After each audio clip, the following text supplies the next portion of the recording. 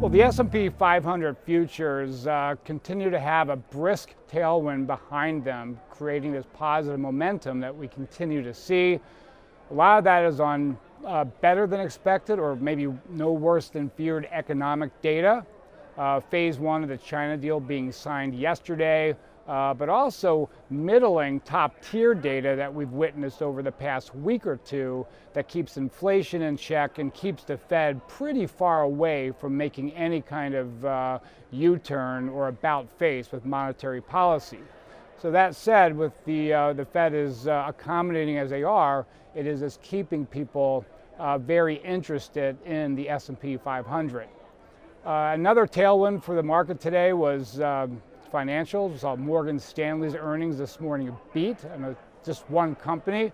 A lot of the S&P 500 still has not reported, but keep in mind that both Goldman Sachs, Wells Fargo underperformed consensus, and on the other hand, we had Citibank and JP Morgan beat consensus. So adding to the mix, it's getting a little bit more favorable, at least on the margins for the financial industry. That obviously will affect the momentum for the S&P 500. Beyond that, traders beginning to become a little bit more comfortable with the idea of multiple expansion in the S&P 500. Keep in mind, a year ago, the S&P was trading at about a 14 times multiple.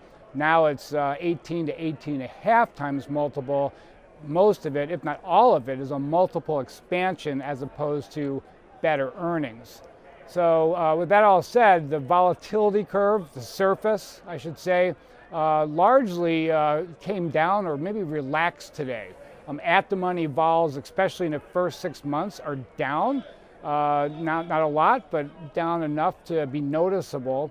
But with that, we're also seeing skew down a little bit. That would be like the 25-30 delta put area, but also the tail, the 4 standard deviation puts, the 10 delta puts are also down. Not a lot, but just enough. So it seems like people are becoming a little bit more comfortable, lightening up on the downside put hedges that they've had on since December. Keep in mind, right before Christmas, we had skew at 1-year highs along with the tail near 1-year high. So now it's all relaxing just a little bit. Nowhere near being cheap, but relaxed to where it was yesterday.